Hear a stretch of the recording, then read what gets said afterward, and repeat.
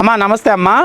ఈ 4.5 సంవత్సరాలు గతంలో ప్రభుత్వాన్ని కంపేర్ చేసుకుంటే ఒక సాధారణ మహిళగా నిత్యావసర వస్తువులు కానీ కరెంటు బిల్లులు కానీ ఎట్లా ఉన్నాయమ్మా ఈ ప్రభుత్వంలో? మీ కానీ ఈ ప్రభుత్వం ఆ ప్రభుత్వం కంపేర్ చేసుకుంటే పోయిన ప్రభుత్వంలో ఆడవాళ్ళకి నిత్యావసర వస్తువులైనా 50 రూపాయలకి ఇచ్చే నూనె ప్యాకెట్ ఈరోజు 100 రూపాయలకి పోయింది.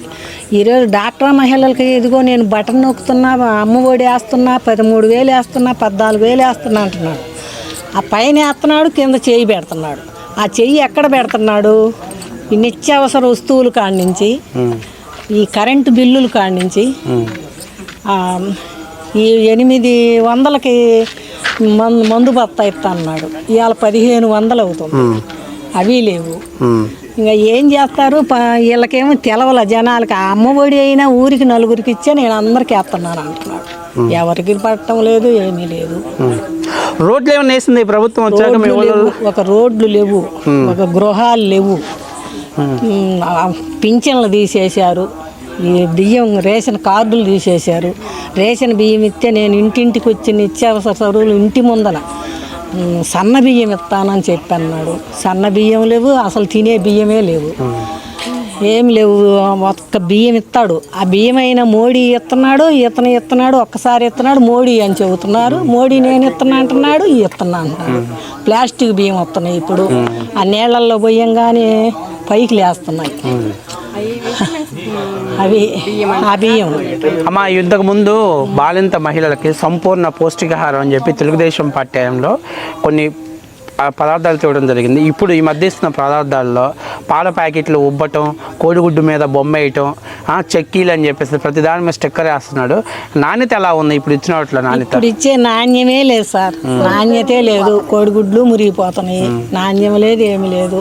ఇదివరకు ఇచ్చే మహిళలకి ఆ చంద్రబాబు నాయుడు ప్రభుత్వంలో ఇచ్చినప్పుడు పప్పు చెక్క ఇచ్చాడు బాగా, ఈ పల్లి చెక్క, బెల్లం ఇచ్చారు, పిండి ఇచ్చారు, పాలు ఇచ్చారు. ఇప్పుడు ఏమీ లేవు, ఇచ్చేదే లేదు. ఇచ్చినా కూడా ఏందో పాల ప్యాకెట్లు ఏందో ఉబ్బుతున్నాయట. ఈ తెచ్చుకున్న వాళ్ళు చెబుతున్నారు, మనమేం పోలేదు కానీ తెచ్చుకున్న వాళ్ళు చెప్తున్నారు బాగలేవు అని. ఎవరన్నా ఉంటారా కోడిగుడ్లు మీద ముద్ర వేసేవాళ్ళు? పోయిన ప్రభుత్వంలో డాక్టర్ మహిళలకి పావలా వడ్డీలు వచ్చినాయి. 4 సంవత్సరాలైన ఇప్పటికి రూపాయి లేదు మహిళలకి. రైతు వారికి 4 లక్షలు బ్యాంకు రుణం ఇస్తే 3 లక్షలు 60 పైసలు 70 పైసలు వడ్డీ కట్టుకున్న 1,00,000 రూపాయలకి వడ్డీ లేదు, అసలు కట్టించుకునేవాళ్ళు.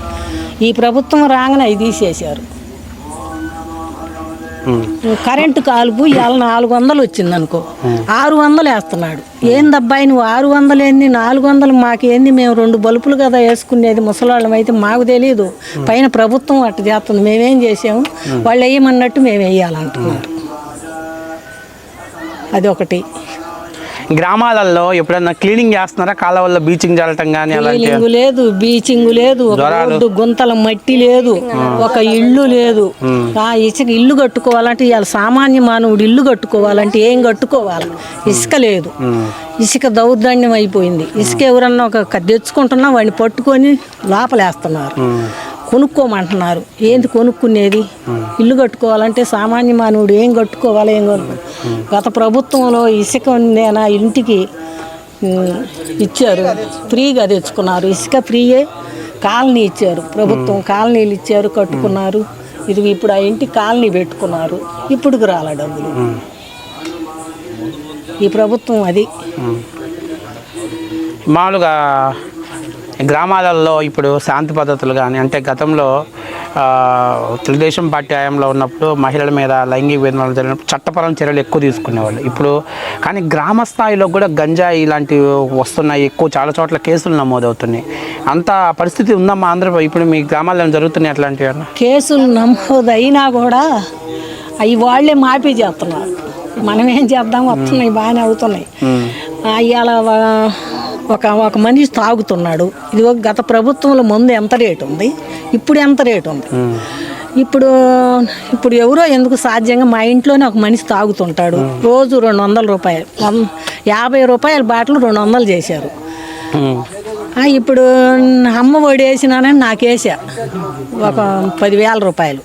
నా మొగుడు తాగేయి రేపు పొద్దున ఇవన్నీ లెక్క వేసుకునే వాళ్ళకి ఈ 10,000 కూడా చాలవు. ఈ నెల పొడుగుని చూసుకునే వాళ్ళకి అది అర్థం చేసుకోవాలి ఎవరైనా.